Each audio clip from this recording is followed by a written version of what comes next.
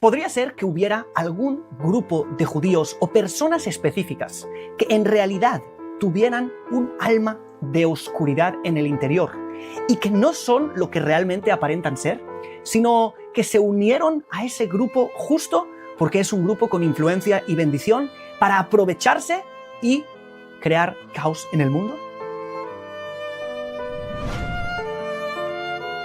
No sé si habías escuchado alguna teoría de la conspiración así, seguramente sí, no por motivos bíblicos o teológicos, sino por antisemitismo. Pero hoy voy a contarte la raíz espiritual de eso que hemos escuchado tantas veces. Y es que sí, hay un concepto de unas almas específicas que se unieron al pueblo de Israel y según la tradición siguen sembrando el caos hasta el final de los días. Y lo más importante es comprender que el Zohar dice que la redención final, el Mesías no podrá redimir el mundo hasta que no desaparezca del mundo este concepto, estas almas. Y son el Erev Rav, la gran multitud mezclada. Si ya estás pensando en algunos nombres o algunos sectores para adjudicarles este término, quiero que te esperes al final del video porque ahí te revelaré algo muy importante acerca de esto. Según la Biblia, hay dos lugares literales donde se explica que cuando el pueblo de Israel fue redimido de Egipto, salieron con una gran multitud que se mezcló entre ellos. Y son llamados literalmente el Erev Rav. En el libro del Éxodo, en el capítulo 12, versos 38, ahí dice Begam Erev Rav alaitam. Y también una gran multitud mezclada subió con ellos. Y hay otro lugar en el libro de los Números, en el capítulo 11, verso 4, donde se habla del Asafsuf. Asafsuf viene del Esov, que significa unirse. Habla de gente que suele estar traducido ahí como el populacho, que de alguna manera se unió al pueblo de Israel y salió con ellos. Según la tradición, a ellos se les adjudica el pecado del becerro de oro. ¿Por qué?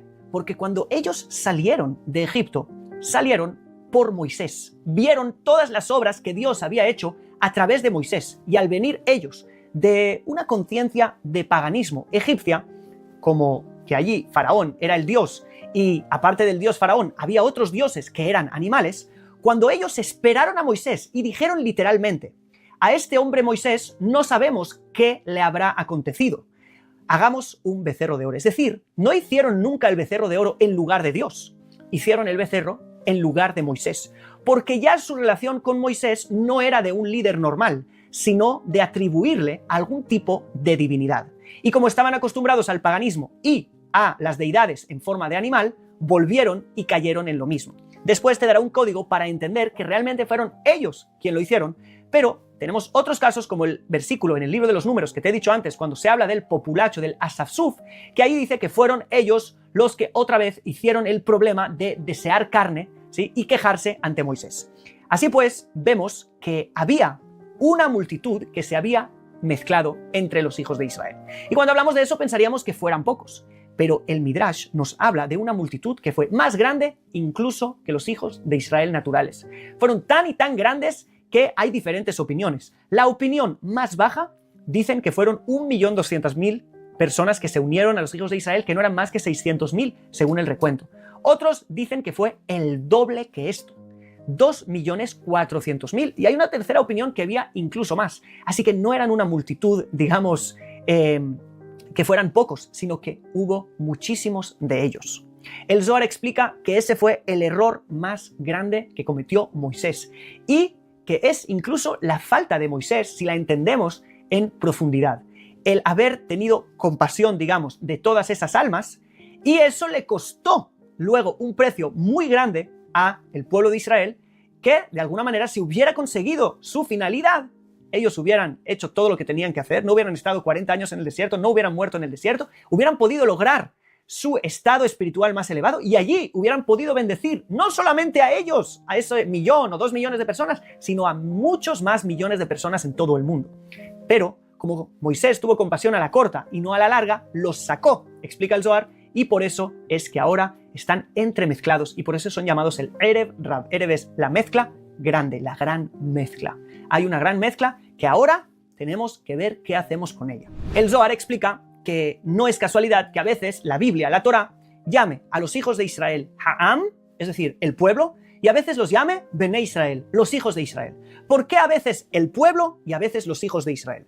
El Zohar explica, y así también lo explica el comentarista Rashi, que Am es algo que se usa un tanto de forma despectiva, el pueblo, mientras que los hijos de Israel es la esencia de Israel, de ese pueblo que Dios eligió.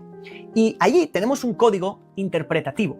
Cuando se nos habla de Am, ya sabemos que hay allí intenciones del Erev Rav. Cuando se nos habla de los hijos de Israel, sabemos que es otra cosa completamente. Es por eso que en el libro del Éxodo, en el capítulo 32, del verso 7 al 12, puedes leer cómo Dios le dice a Moisés: y dijo el Eterno a Moisés, ve y desciende, porque se corrompió tu pueblo que subiste de la tierra de Egipto. Son estos que tú subiste. Yo no te pedí subirlos. Yo quise redimir a los hijos de Israel. Mucha gente se quiso unir porque quería idolatrarte. Tú los subiste y ahora es tu pueblo. Y de allí que Am, pueblo, se refiere a ellos. Pero esto es mucho más profundo, porque esto es un código espiritual que cuando lo entiendas tiene mucho que ver contigo y conmigo.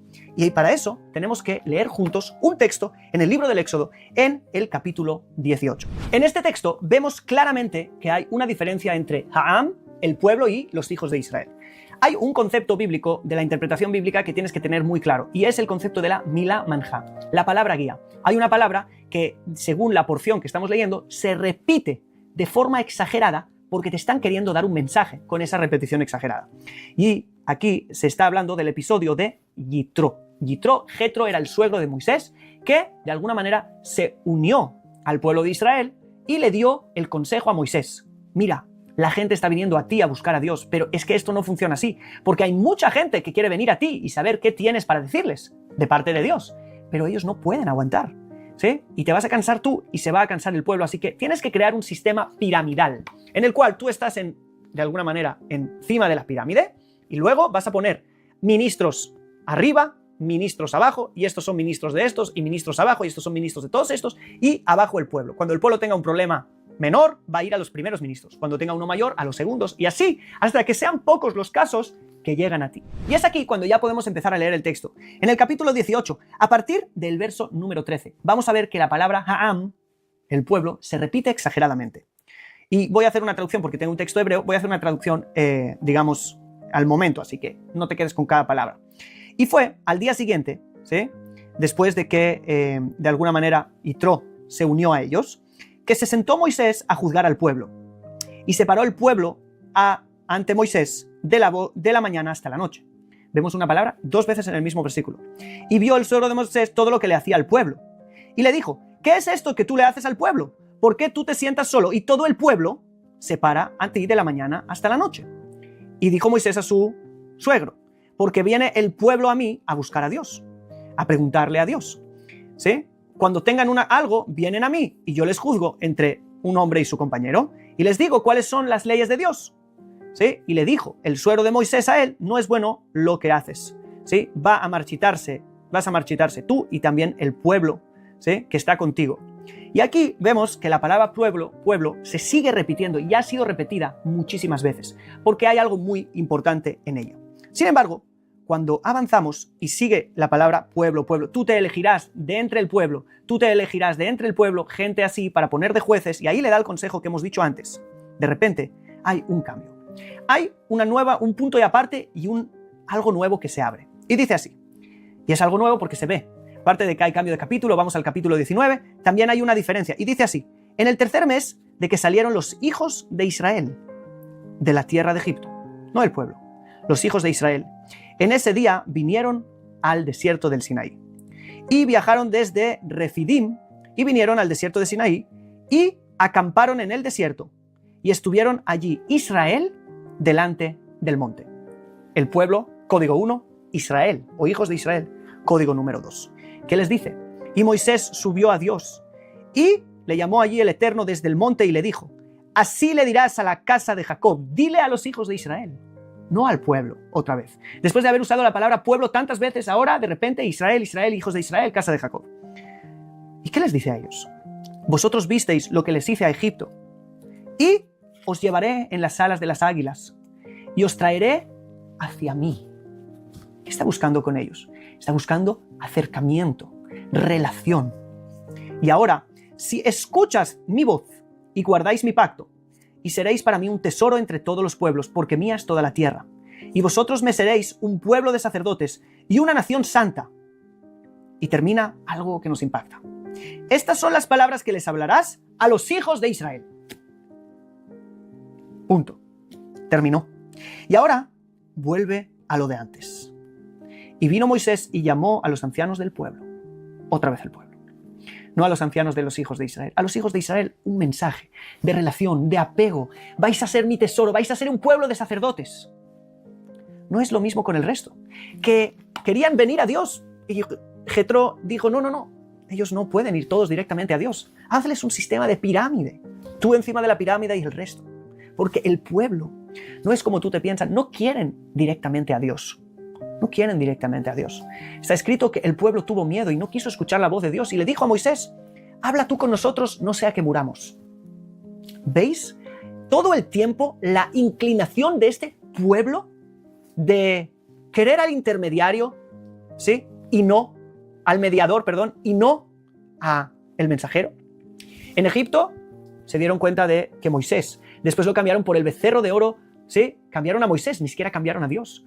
Luego, todos venían a buscar a Dios, pero no, ellos no están interesados en eso. Se va a marchitar el pueblo.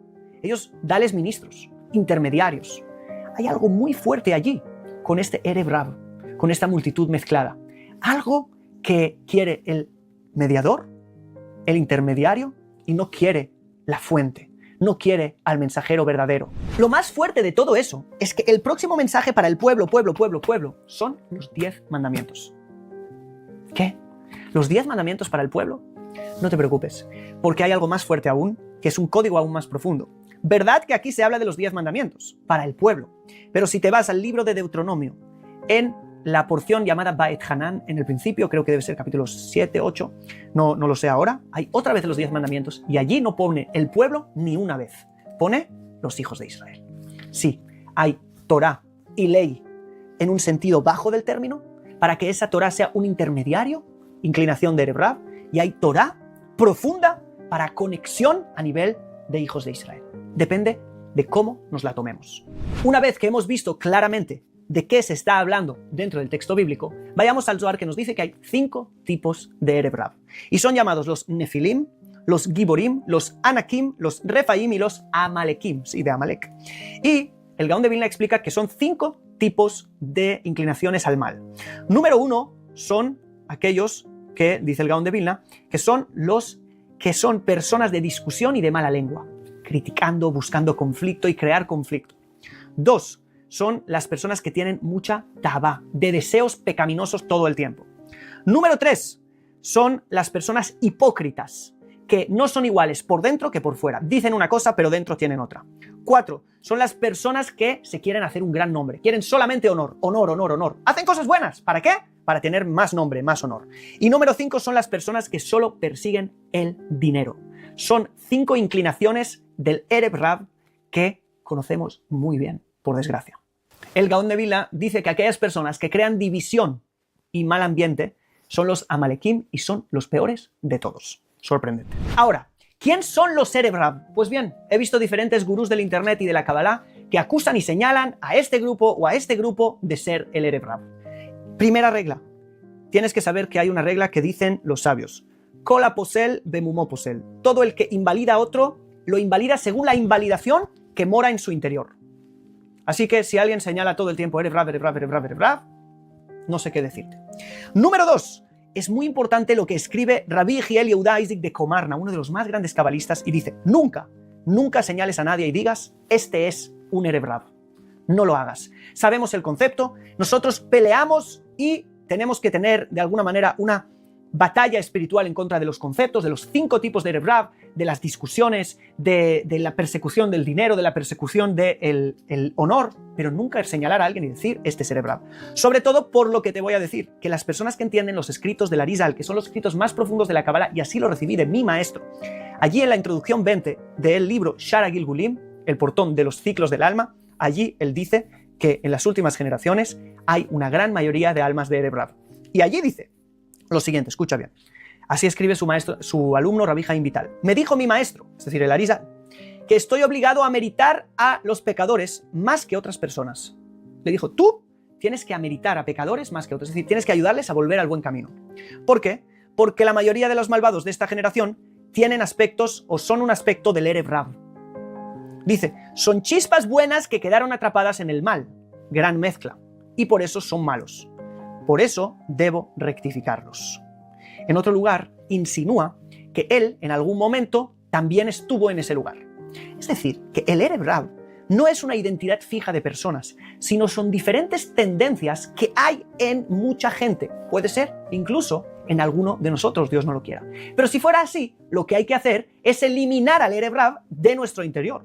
Si puedes reconocer alguno de estos 5 tipos de actitud: persecución del honor, persecución del dinero, deseos, sobre todo los sexuales, desesperados, o el hecho de tener mala lengua y crear siempre discusión, ¿sí? O el quinto, que ahora mismo no me estoy acordando, a ver, solo un momentito, ¿cuál era? Sí, aquellos que eran hipócritas. Si vemos esto, lo que tenemos que hacer es rectificarlo y ayudar a otros a rectificarlo.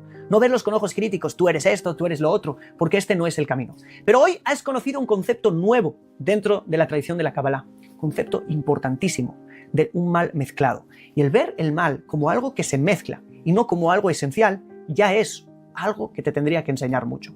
Que Dios nos libre de esas energías negativas del Erev Rav, que las podamos rectificar más y más para emprender un buen camino y ver pronto la redención completa. Si te gustan mis videos, buen like, dame un comentario de qué es lo que más te ha sorprendido y has aprendido nuevo en este video.